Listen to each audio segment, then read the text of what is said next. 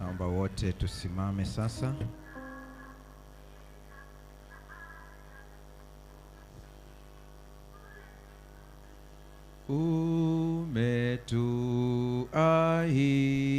Umetuahidi kwamba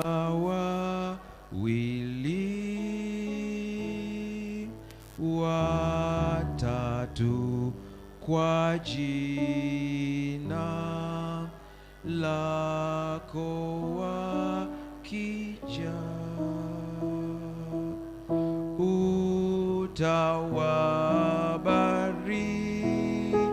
utawabariki kwa hivi leo twapiga magoti nyumbani pako. Yesu uje kwetu, Yesu uje kwetu,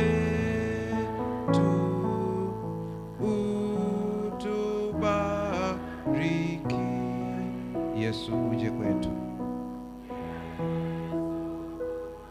uje kwetu, uwe karibu. Baba yetu na Mungu wetu, ukatusaidie tena kuelewa neno lako kama unavyotaka wewe. Ni wewe pekee uwezaye kutusaidia kulielewa na kuliingiza katika maisha. Neema yako inatosha. Kwa jina la Yesu tumeomba na kuamini, amen. Mungu awabariki sana. Nitambue uwepo wa marafiki zetu kutoka madhehebu mengine ambao hawakupata vitabu wakati wa asubuhi. Kwa hiyo kama upo kati yetu, umekuja kusali nasi, umetoka Pentecost, Lutheran, Roman Catholic, Islam na madhehebu mengine, wewe ni ndugu yetu, ni rafiki yetu, uko hapa, unasema mimi sikupata ile zawadi ya kitabu, nyosha mkono ili tukupatie zawadi ya kitabu. Popote ulipo, nyosha mkono wako niweze kuwaona hao marafiki zetu ili tuweze kuwapatia zawadi. Wako pale, vile vitabu usijui viko wapi. Asante sana. Wazee wa kanisa, mnaweza mkatusaidia hapo kuvipeleka kwa haraka. Kama kuna mtu ananyosha mkono huko hatumuoni, mtusaidie ili tuweze kuwahudumia kwa wakati. Asante. Upande ule kuna watu. Mchungaji, endelea kunyosha mkono mahali ulipo.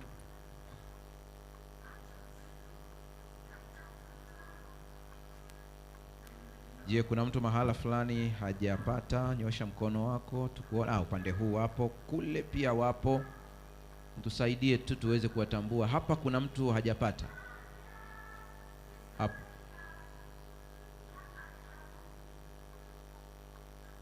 Asante sana. Wakati ule wa mchana tuliangalia kundi gani kwa wale ambao walikuwepo? Tuliangalia kundi gani katika ile majitu? Tuliangalia kundi gani? Wana wa nani? Wana wa Anaki. Tukaona Anaki alizaa watoto wake na wakarithishwa zile tabia na matendo yao.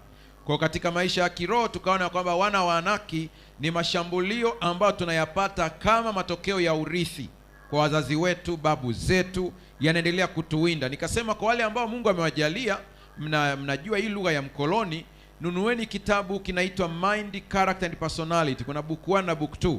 Lakini kama huwezi kununua, download application inaitwa E.G. White. Unaweza kupata kitabu hiki bure ukasoma kwenye simu yako. Unaweza ukadownload ukasoma offline. Wewe download ile application utakiona hicho kitabu hapo. Kuna sura maalum inaongelea habari ya changamoto za madhara ya urithi na mazingira ambayo yanatuzunguka, ambayo yanaweza kuleta matokeo mabaya katika maisha.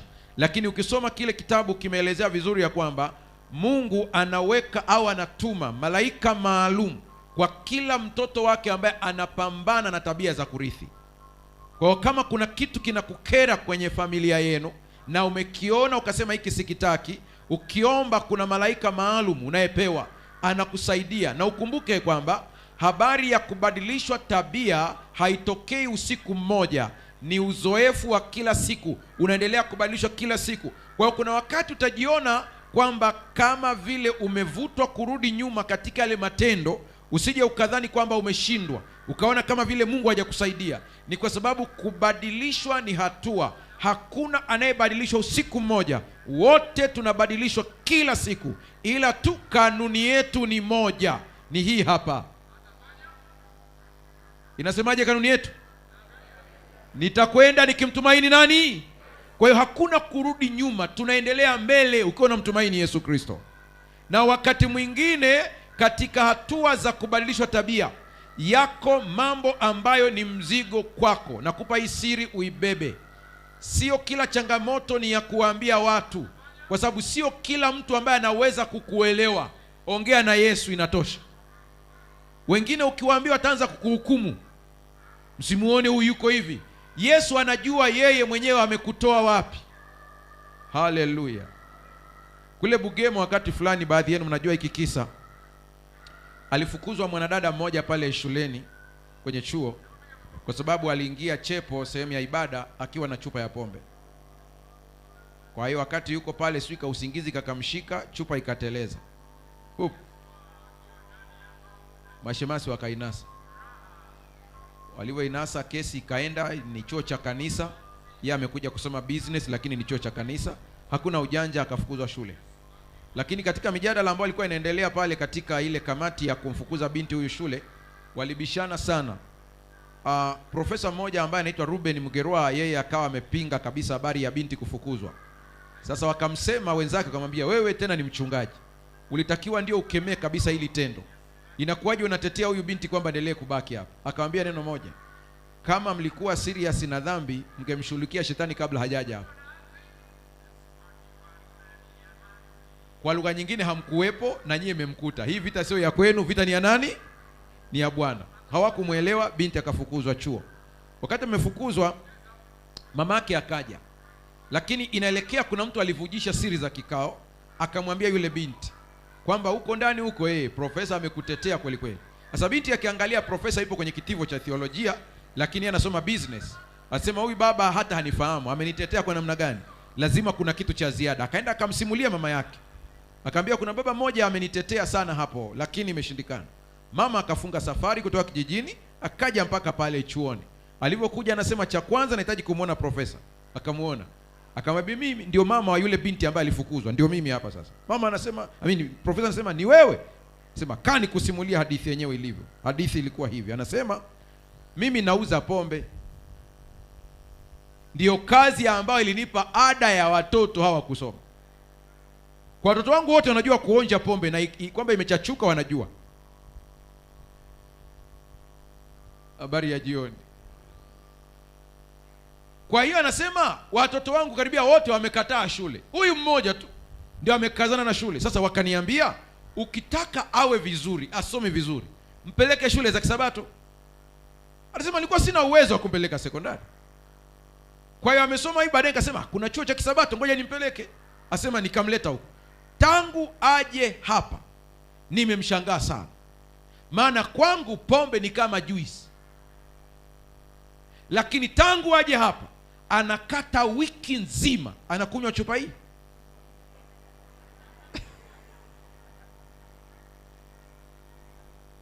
Kwa hiyo ina maana kwamba nyie mkimshangaa na chupa yake moja, mama anashukuru Mungu kwamba ametoka kwenye ulevi wa kila siku, chupa zimepungua. Akamuuliza profesa, akasema, sasa mmemrudisha nyumbani, mnataka arudi kule kule tena? Na lesoni inasoma. Akamshika profesa, wakaenda naye kwa vice chancellor. Akamwambia yule mama ndio huyo, ngoja kusimulia hadithi. Naye akamsimulia. VC naye akasema, kumbe iko hivi. Akaita academic. Kikao kikanoga. Mwisho akasema arudi. Hivi ninavyosema ni mke wa mchungaji.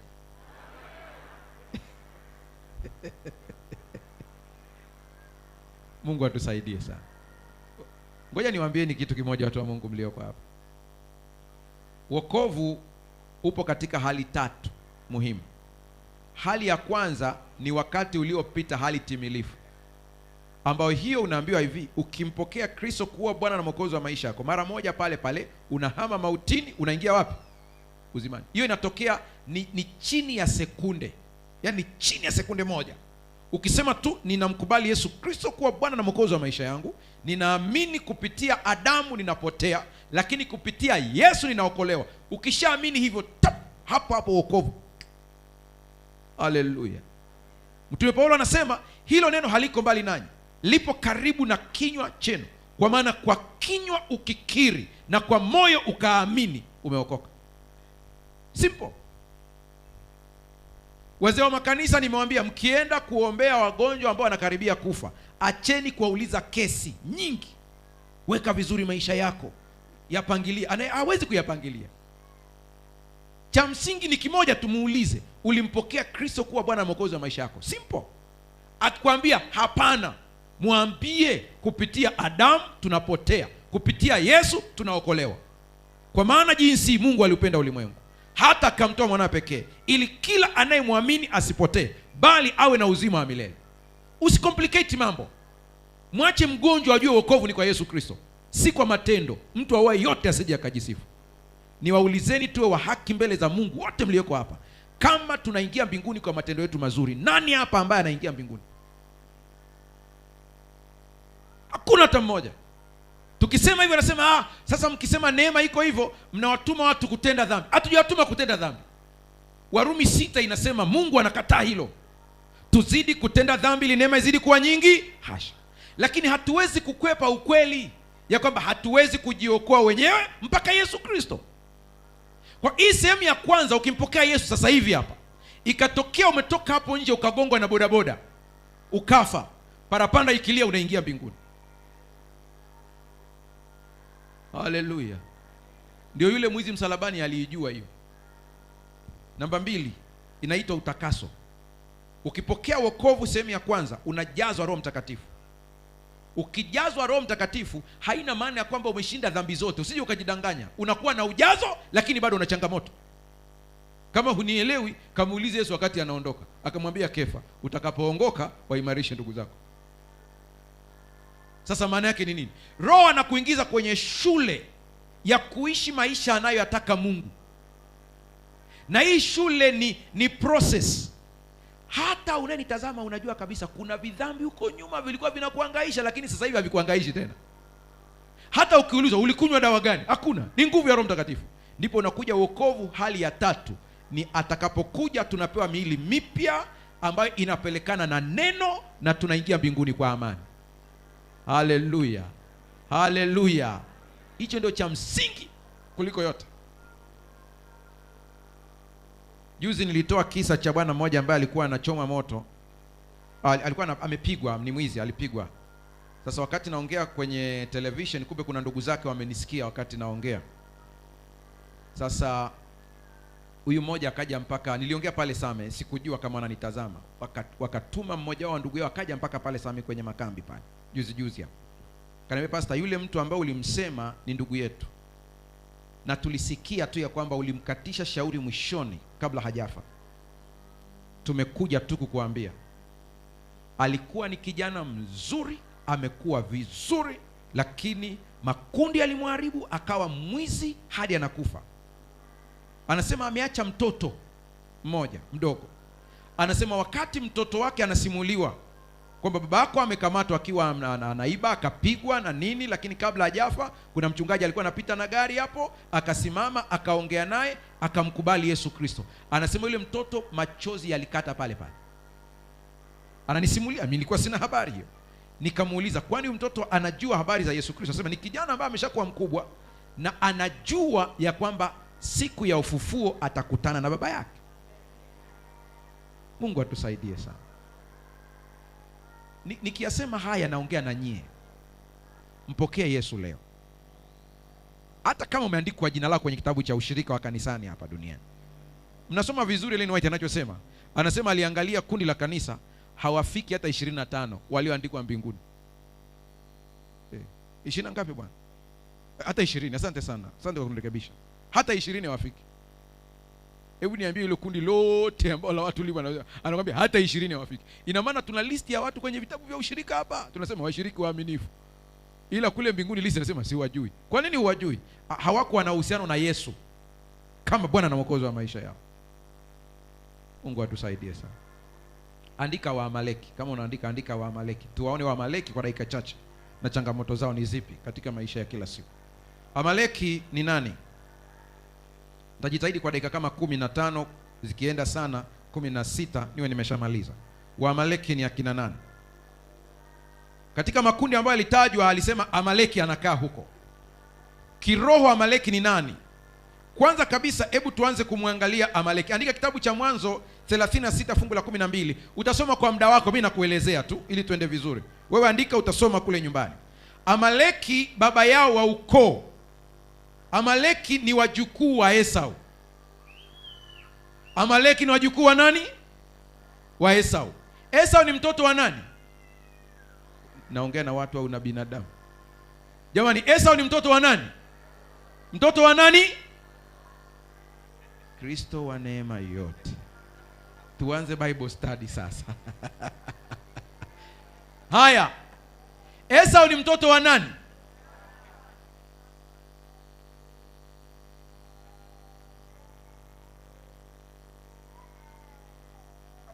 Esau ni mtoto wa nani? Bado majibu yanagongana Wengine wamesema ni mtoto wa nani? Esau ni mtoto wa nani? Wa Isaka. Wengine wamesema ni wa nani? Wa Yakobo.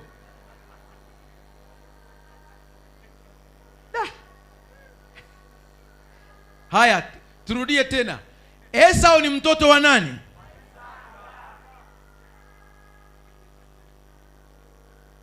Isaka ni mtoto wa nani? Hapo tuko sawa sawa. Ndugu yake na Esau anaitwa nani? Kwa Yakobo ndiye anazaa wa Israeli. Sasa kama Amaleki ni mjukuu wa Esau na Esau ana undugu na Yakobo, mpaka hapo umeona hawa ni ndugu wanaopigana. Utajuaje Amaleki katika ulimwengu wa kiroho leo?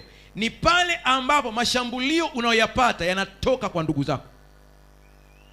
Na kama kuna vitu vichungu ni ushambuliwe na ndugu. Nikisema ndugu, ninaenda zaidi ya hapo. Sina maana lazima wa tumbo moja. Kuna wale ndugu wa karibu pia wanakushambulia. Unashangaa, hivi kuna shida gani? Ukiona unashambuliwa na ndugu katika maisha yako, una maendeleo, wao roho zinawauma, wanajisikia vibaya, hao ni Waamaleki. Na ukiwaona Waamaleki siku zote, kuna kauli ngumu imetajwa hapo, tutaiangalia vizuri. Ujue kupambana kiroho sio kimwili. Haleluya.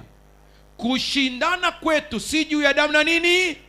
Na nyama. Kwa usije ukajaribu kupambana na ndugu yako, maana sheria ya asili inakataa. Ukipambana naye katika nguvu za kimwili, unajiletea laana wewe mwenyewe. Lakini cha kwanza elewa, sio wewe wa kwanza kushambuliwa na ndugu. Na niwaambieni, kila familia, kila ukoo lazima iwe na Amaleki. Piga ua. Yaani kuna watu ambao ukisikia wanavyokusema utaumia. Na utaumia zaidi siku ambapo anayekusema ni mtu uliyemsaidia kusoma sekondari.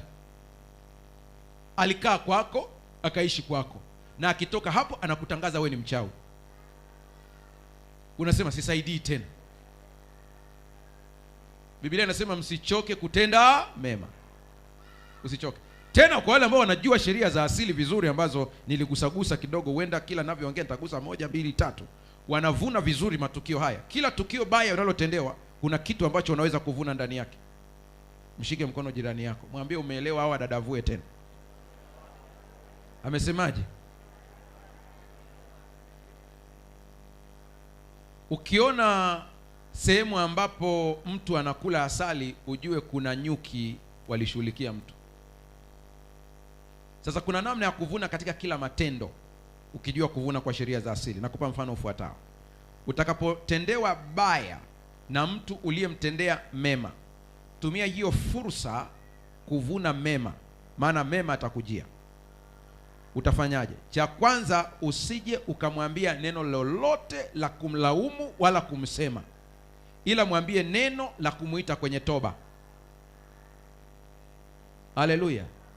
Ni tofauti kabisa na kumwambia wewe umenisema mimi nilikusomesha ukiwa mdogo, nililipa ada zangu, nilifanya hivi. Unasema hayo ni mashambulio, sio sawa sawa. Muite, mwambie nimeambiwa ulisema ABCD, sijui ni kweli au sio kweli, maana sikusikia kwa masikio yangu. Nimekuita, kama ni kweli nenda kwa Mungu, mwambie akusamehe, mimi nimekusamehe tayari. Kama sio kweli, Mungu anajua na aliyekusingizia, habari ishe. Ikiisha najua moyo unauma, maana wewe ni binadamu. Tuongee ukweli, moyo utafanya nini? Utauma. Ukiingia ndani kwenye magoti, mwambie Mungu, kwa ubaya ambao amenisemea huyu mtu, kwanza ukambadilishe na kumbariki, na kwa maumivu niliyopata yageuze yawe baraka, nikavune mema zaidi kwa ufalme wa mbinguni. Lakini sasa wewe kwa sababu hujui sheria za asili, unatafuta mtu nani, njoo. Si unajua kabisa yule mtoto dada alivyomwacha mimi ndio nilikuwa ninaishi naye. Sasa haitakusaidia chochote, ila jua kuvuna. Haleluya. Daudi ndiye namtumia kama mfano mkubwa.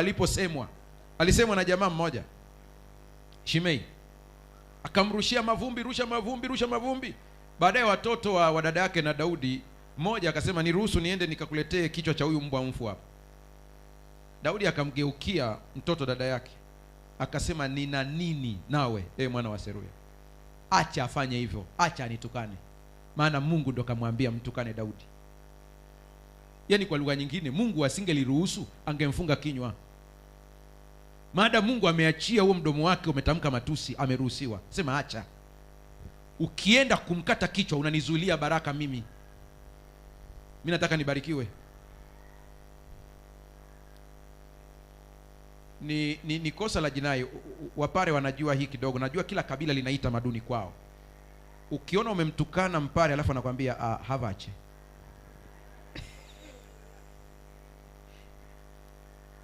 maana yake sita kujibu chochote. Acha mhukumu awe nani? Mungu. Simple. Saa nyingine nikihubiri hapa mtu ananitazama anasema, wewe pastor hujui mambo jinsi yanavyouma. Nikikusimulia mimi ya kwangu hapa, mwingine huwezi kubeba. Lakini hakuna siku hata moja nimelipiza kisasi, hata siku moja. Hata nilipoona mtu aliyenishambulia yuko chini anaomba msaada hapa kabisa, hakuna siku hata moja nimesema ngoja nilipize kisasi. Hakuna. Mimi najua moja, kisasi ni cha Mungu, mwisho wa kunukuu. Namba 2, ninajua kabisa Mungu ananitetea mpaka nikiwa nimelala. Sasa kwa nini nijiingize kwenye vita ambayo ni ya Bwana? Maana ukijiingiza kwenye kujitetea sasa, ina maana Bwana ameshinda. Mungu akusaidie sana. Saidia ndugu zako kwa kadri uwezavyo. Saidia, wala usiache. Lakini elewa kwamba una mipaka. Kwa usijipe msongo. Kwa hiyo mchungaji nifanyeje? Fanya hivi, ujue sio wajibu wako kuwasaidia, lakini sehemu ya ibada kuwasaidia. Mshike mkono jirani yako, mwambie umeelewa hapo?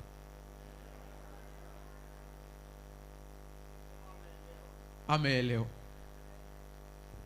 Kwa wewe saidia tu, ujue kwamba nikisema wajibu, mtu ambaye nina wajibu kumsaidia, ambao ni wajibu wangu, ni mtoto wangu na mke wangu, mwisho wa kunukuu.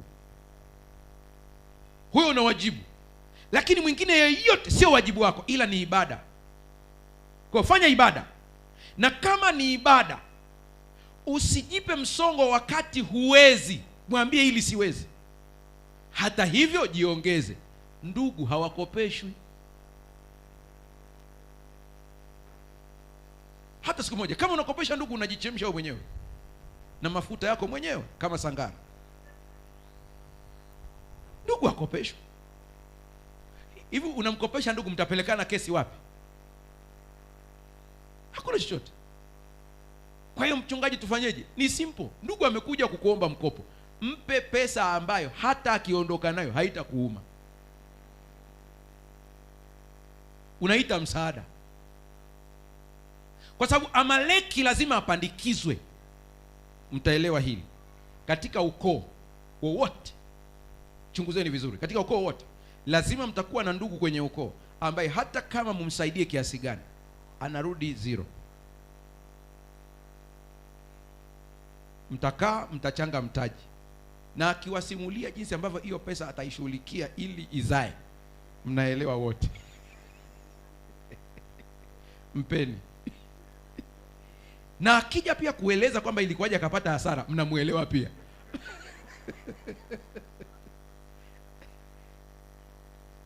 Sasa najua kuna wale kwenye ukoo huwa wanazira. Mimi sihangaiki. Wewe huwezi kujua, wakati mwingine Mungu anaibariki biashara yako kwa kamchango ulikompa huyu unayesema kwamba hafai huyu. Kuna saa Mungu anasema huyu nimemuweka kwenye ukoo wenu ili awanyooshe. Kuna watu wametumwa kunyoosha. Sasa ukiendelea kusoma Biblia inasema kwamba Mungu alitoa maelekezo, sema Amaleki mummalize kabisa.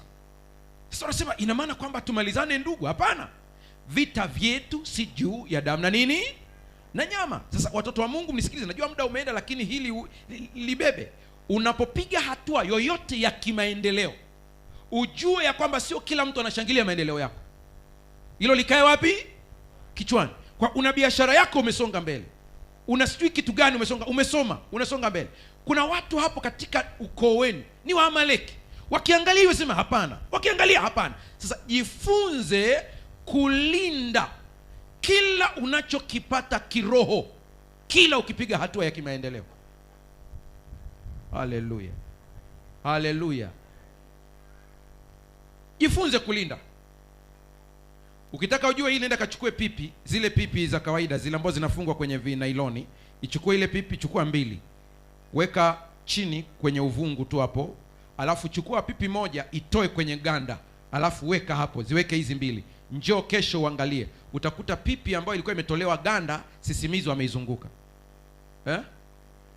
Maana yake ni kwamba, sikiliza vizuri hapa, maendeleo au kitu kizuri chochote kilichofichwa hakishambuliwi kiurahisi, ila ukikifunua umefungua mashambulizi zaidi. Mchungaji, sijakuelewa. Sio kila maendeleo ni ya kutangaza. Status. Tukiwa site tunaweka msingi.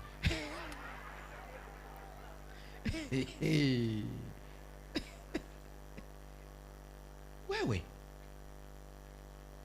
ndio vitu unafanya hivyo. Umenunua gari, unaenda pale mbele kabisa, unapigia picha pale, unaweka status. Unamshow nani? Nani ambaye unamfanyia show? Mimi nilitaraji ya kwamba katika kila maendeleo ambayo unakuwa nayo sio show off. Kitabu cha Torati kinatuonya, kinasema usije ukajidanganya ukadhani ni nguvu zako zilizokupatia utajiri, bali ni Bwana Mungu wako. Haleluya. Sasa unasema mchungaji, tunalindaje? Nimekupa ya kwanza, acha waone, usifanye matangazo. Sawa sawa? Namba 2, katika kila hatua ya kwako ya kimaendeleo, hii nimeiga kwa Daudi. Kila hatua yako ya kimaendeleo ambayo unapiga, hakikisha hatua yako unaiweka wakfu kwa maombi na ibada ya sadaka. Hivi ninavyoongea na nyie, kuna mahali ilibidi ni declare interest kabisa. Nikasema hivi, kama mimi mchungaji Mbaga anayefundisha hapa, ingelikuwa ninamiliki kanisa langu mwenyewe, tungesema anatufundisha hivi ili apate nini? Kipato. Lakini kanisa la Sabato halina cha sadaka ya mchungaji. Sisi wote ni sawa, uko kijijini, uko mjini, wote dinari. Iko sawa. Mimi nakwambia kwa ajili ya faida yako. Daudi alipokuwa anatoa sanduku la Bwana, mara ya kwanza wakati anakuja, mnakumbuka Uza akafa. Mnakumbuka hii hadithi? Alishika sanduku akafanya nini? Daudi akasema likae kwa Obed Edom huko, silitaki. Obed Edom alipolipokea sanduku akajua namna ya kutunza vitu vya kimungu.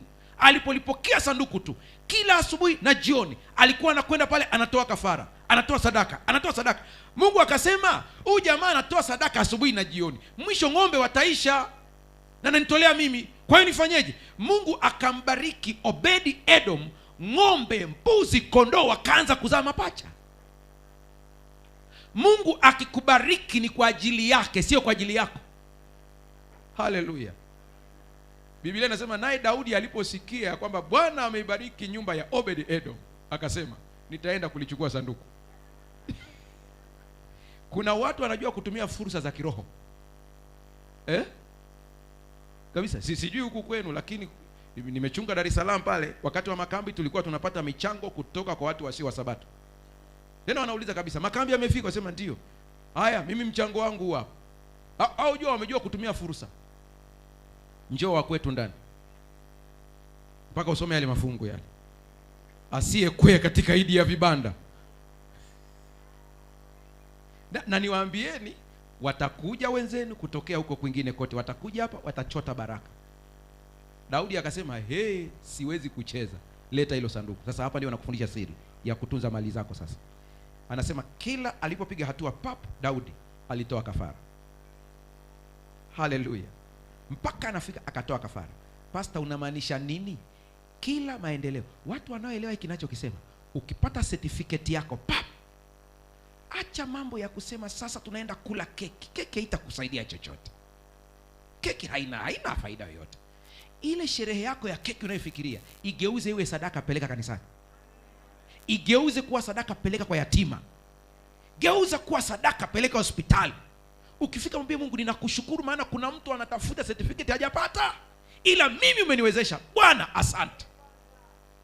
Umepata degree, hivyo hivyo. Wengine biashara zinaongezeka. Kila ukiongeza ofisi, isimike kwa sadaka. Acha wakuseme watakavyo kusema. Nasema kwa lengo la kufundishia. Sisemi kufanya sherehe ni vibaya, ila tu nimesema kwamba tusitangulize kujitukuza na kujipongeza kuliko kumtukuza nani? Mungu. Mimi hata degree ya kwanza sikufanya sherehe. Degree ya pili sikufanya sherehe. Nina joho ndani, lakini sikufanya sherehe. Sina maana kwamba usifanye, usiige kila kitu cha kwangu. Ila mimi nilichofanya ya kwanza, baada ya hapo tulivyotoka graduation pale siku iliyofuata nilitoa sadaka. Degree ya pili namaliza, baada ya kuandikiwa na cheti nikakipokea. Siku nilipokea cheti tu nikatoa sadaka. Mungu asante. Maana yake ni kumwambia Mungu, si kwa uwezo wangu. Kwanza mimi siku ya kudefend masters walipanga siku ya Sabato, na chuo sio cha kanisa, ni cha serikali. Ni Guyana, walikuwa wanashirikiana na sehemu nyingine, Nicaragua. Hawajui dini wale watu, hawaelewi kabisa. Na nikamwambia profesa, sitaweza. Akaniambia, huwezi kugeuza ratiba ya chuo. Nilirudi nikaongea na Mungu. Baada ya kuongea na Mungu, kwa sababu tulikuwa tuna defend online, mitambo ikasumbua. Wakapanga Jumatatu. Nakuta tu email kwamba sasa ujiandae, wewe utadefend Jumatatu. Na kwenye kudefend huko, maana kawaida lazima kuna panic na kuwepo. Kibinadamu unakuwa nayo. Wakati na defend nimeelezea, nimemaliza, nikashikwa na kahofu fulani kidogo hivi, karibia na kumalizia kule. Profesa mmoja wa South Africa kumbe akaniona, akasema hapa ndio nambana hapa. Jamaa akasema, yule msimamizi akasema, kuna swali la kumuuliza Mbaga? Akasema ndio ninalo. Hii research yako ni qualitative au quantitative? Nikaona nyota. Nikashangaa, yule Mhindi profesa wetu ndiye anasimama anatetea. Yaani akajibu yeye, nilimwelekeza kufanya ABCD. Mwenye swali la pili akasema hakuna. Naambiwa hongera, umepata. Alafu niende kuringa huko na kula keki. Mnashika zile kofia mna. Kale nikaujinga kengine na kaona siku hizi. Yaani maana yake kofia ile ni kitu kiko kichwani mwako, alafu ndio maana upate ajira. Wewe unarusha unapeleka wapi? Tujifunze kumshukuru Mungu. Waamaleki watakuwepo, wasikukatishe tamaa, wasikurudishe nyuma. Umeamua kujenga nyumbani kwenu, umeanza kujenga pale, na unaona ndugu wa karibu anakuja kukushambulia, usikate tamaa. Fika kwenye lile eneo, kabla ya kusonga mbele liweke wakfu. Weka wakfu ardhi, zunguka pale kabisa, acha wakuone kichaa. Zunguka. Wao yani unajua hawana aibu. Wenye madawa yao hawaoni aibu, wacha Mungu wanaona aibu. Zunguka, shika Biblia, wajue kabisa ni Mungu unayeongea habari zake hapo. Kwa jina la Yesu Kristo ninaweka wakfu hii ardhi, pakajengwe nyumba kwa utukufu wa Yesu Kristo. Amina. Baada ya hapo ondoka. Naomba msimame.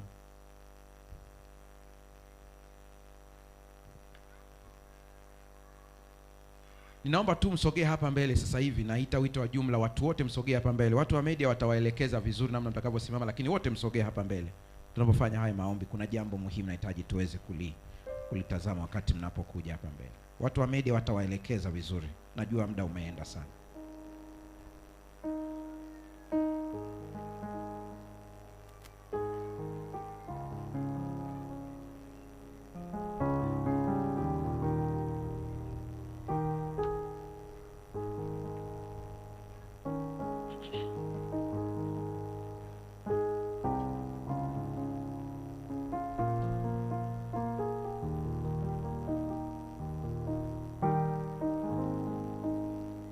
Jioni ya leo tunamwambia Mungu mambo yetu ya kiroho. Tunahitaji uimara wa kiroho. Haleluya. Uimara wa kiroho. Najua kuna mipango yako unayo. Kila moja lazima udhamirie kwamba Mungu, nahitaji mwaka huu univushe katika hali ya kiroho, nitoke hapa niende sehemu fulani. Hiyo mikakati ndio ambayo nakwenda kumwambia Mungu sasa. Hali yako ya kiroho mwenyewe ukiipima, unajua kabisa kuna mahali umepungua. Ukijiangalia tu mwenyewe unajua. Hufungi tena kama ulivyokuwa unafunga zamani. Husomi neno kama ulivyokuwa unasoma zamani. Hata muda wa maombi ni changamoto. Kuna vitu vingi hapo. Hata matoleo yako ya zaka na sadaka ukiyapima sio yale ilivyokuwa. Hali yako ya kiroho, kila mmoja anapambana na kitu fulani kiroho. Huwezi kumshinda Amaleki kama hujaunganishwa na Mungu. Huwezi. Mungu atusaidie sana. Nachokuombea unapoimarishwa kiroho, kuna kitu naomba ndani ya moyo wangu, na wewe ambaye ninakuombea hivyo unajijua. Mimi sikujui jina, ila Roho wa Mungu anajua. Kule nyumbani kwenu ukafanye kitu ambapo watu waliokuona duni wakajue kuna Mungu katika Israeli. Sio lengo la kujiinua, sio lengo la kujisifu. Ni lengo la kumtangaza Mungu ambaye tunamtumikia. Maneno waliokusemea achana nayo. Amaleki ni ndugu, lakini tunaye Mungu mkuu. Fumba macho yako. Mwambie Mungu mipango yako ya kiroho kwa dakika chache. Unatamani Mungu akufikishe wapi?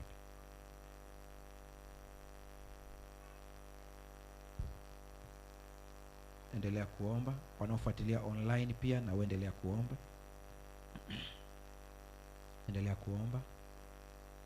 Wakati watu wote wamefumba macho yao, wanaomba kimoyomoyo. Inawezekana huko hapa unasema, mchungaji, katika wiki hii nahitaji kubatizwa kwenye makambi haya. Nahitaji kubatizwa. Wakati watu wote wamefumba macho yao, wewe nyosha mkono wako wa kulia. Unasema, pastor, mimi nahitaji kubatizwa. Asante sana. Mungu akubariki. Mungu akubariki. Asante sana. Mungu akubariki. Nyosha mkono wako. Nyosha mkono wako. Asante sana. Mungu akubariki. Mungu akubariki. Mungu akubariki. Endelea kunyosha mkono wako, endelea kunyosha. Endelea kunyosha. Kuna mwingine Roho wa Mungu anasema na wewe ndani, lakini unaogopa kunyosha mkono kwa sababu ya mazingira na sababu zozote zile. Wewe nyosha mkono kwa ujasiri. Nyosha tu mkono kwa ujasiri, unasema nahitaji na mimi kubatizwa kwenye makambi haya. Siwezi kuondoka bila kubatizwa kwenye makambi haya. Nyosha mkono wako mahali ulipo. Asante sana. Asante sana. Mungu akubariki. Endelea kunyosha mkono wako ninapokuombea sasa.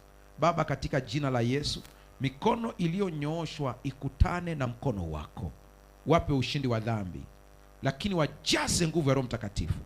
Kabla hawajabatizwa kwa maji, wakabatizwe kwa Roho Mtakatifu. Shusha mkono wako. Mfalme wa amani, ninaomba kwa ajili ya wote waliokuja hapa mbele. Amaleki aliyeko mbele yao akasambaratishwe kwa jina la Yesu Kristo. Ninakusihi, kuna watu mfalme walioko hapa ambao kupitia wao utatangaza katika koo zao, katika familia zao, ya kwamba kuna Mungu katika Israeli. Naomba kwa ajili ya baraka zao, lakini ukawape nguvu ya kiroho. Kama kuna eneo ambalo adui analitumia kuwadhoofisha kiroho, wafungulie macho ya rohoni wakalitambue, na wanapolitambua wakafunge huo mlango kabisa, ili adui asipenye tena. Ninakusihi mtoto wako ambaye analia kwa ajili ya roho ya maombi, ukamrejeshe roho ya maombi tena. Anaelia kwa ajili ya roho ya kusoma neno, ukampatie tena roho ya kusoma neno. Anaelia kwa ajili ya roho ya kutoa sadaka na misaada mbalimbali, ukamrejeshe hiyo karama tena. Ninakutukuza, maana wanaondoka hapa wakiwa na nguvu za rohoni. Kwa jina la Yesu Kristo tumeomba na kuamini, amen. Mungu awabariki sana. Wale ambao mlijitoa kwa ajili ya ubatizo, ninawaomba tukutane hapa mkono wangu wa kulia. Wote tukutane mkono wa kulia mahala fulani hapa. Ni upande huu Asante. Wanasema ni upande huu hapa, wachungaji walipokuwa wamekaa kwa nyuma tu hapo. Tafadhali muelekee hapo. Wale wote, hata kama ukunyoosha mkono unahitaji kubatizwa, njoo hapo ili tukutane kwa ajili ya maelekezo. Mungu awabariki sana. Ni yangu kwamba umebarikiwa sana na somo lililopita. Usisahau, mara baada ya kubarikiwa, mshirikishe na mwenzako pia. Kwa hiyo hapa katika somo hili, angalia tu chini hapo kuna neno subscribe. Bonyeza subscribe kama hujafanya hivyo. Bonyeza alama ya kengele, lakini pia bonyeza neno all, ili kila wakati tukiweka somo jipya uwe kati ya watu wa kwanza kujua kwamba somo jipya limeshaingia tayari. Bwana akubariki.